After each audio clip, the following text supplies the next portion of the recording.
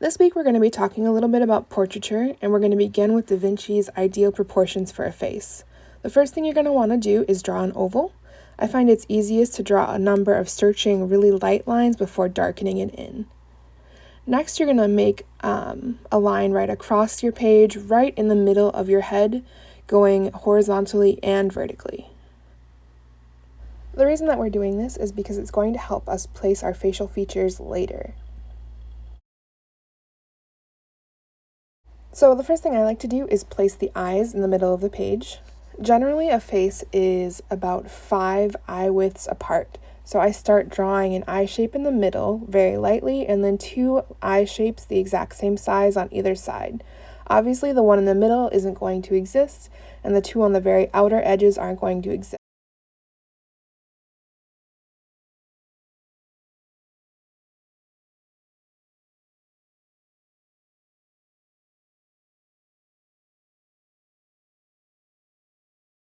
The next thing we're going to be doing is making our nose. Now, according to Da Vinci's ideal proportions, the nose is going to be the same width as the eye. So I'm going to make 2 lines going downwards from my eye line. And then what I'm going to do is make another guiding line horizontally. And that is going to be halfway between my eye line and my chin. So that's going to be the distance of my nose, and it's also the width. So I have that blocked in. As you can see, I also really quickly made a line halfway between the bottom of my nose and my chin, and that's going to guide my lips. At this point, I'm just darkening in my eyes so that you can better see them and differentiate what is the guideline and what is the actual facial features that we're going to be drawing in.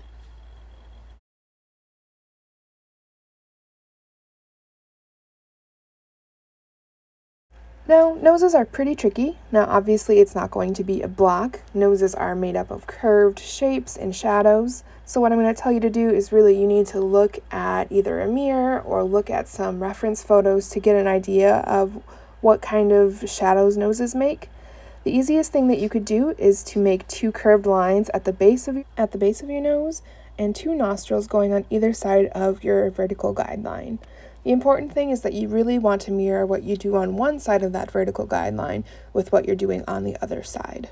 Now what I'm doing is I'm placing some guidelines in order for me to place my mouth according to the ideal proportions. So from the pupil of my eye, I made a vertical line going downwards, and that's going to guide me to the corners of my mouth. From there, I'm going to draw a curved line across from one corner to the other, following the guideline that I made from my mouth at the beginning of the video.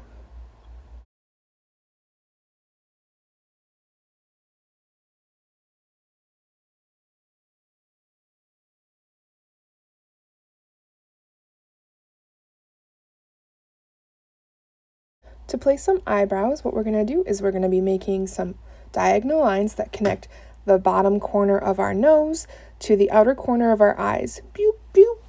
And that's going to give us the very, very end or the tip of our eyebrow.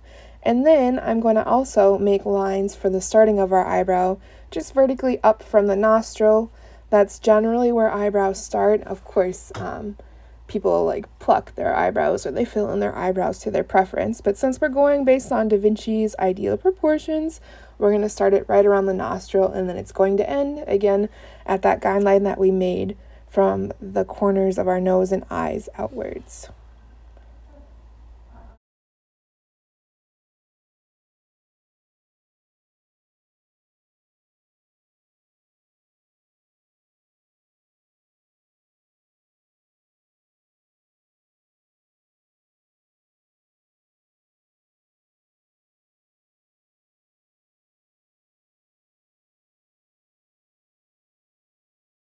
In general, a person's ear is going to be the same height as the difference from the bottom of the nose to the top of the eyebrow. So I drew some guidelines to help me out there. And what you do is you create a curved line on the outside of the face. I also put in a few lines that would represent the different parts of the ear. And ears can be pretty tricky, so definitely take some looks at different photographs that you see, or even better, see if somebody in your family is willing to let you really look and observe what ears look like so that you can better draw them.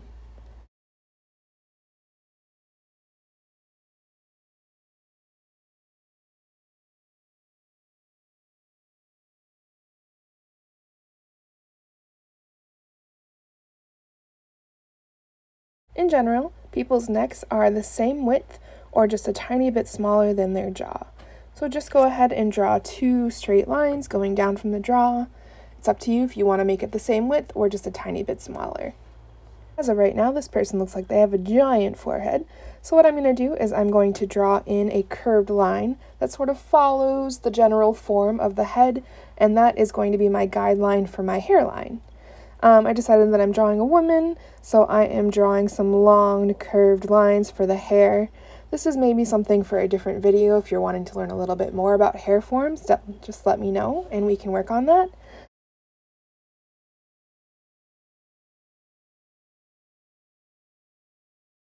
From here on out, what I'm going to be doing is just darkening in some shadows, adding pupils, and just kind of making my face seem a little bit more lifelike. At this point, you already have all of the proportions down for what you want for Da Vinci's ideal face.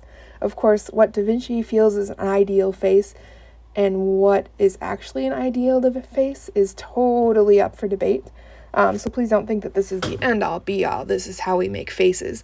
But this is just a really good guideline or a really good starting off point for how to draw portraiture.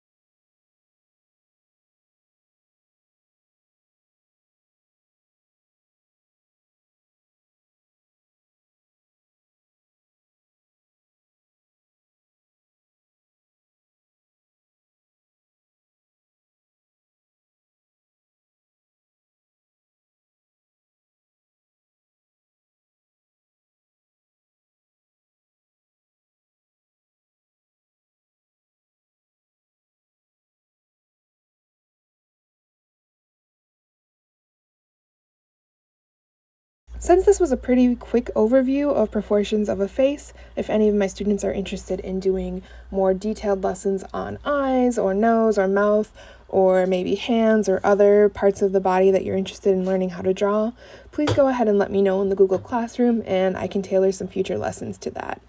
Thanks, guys!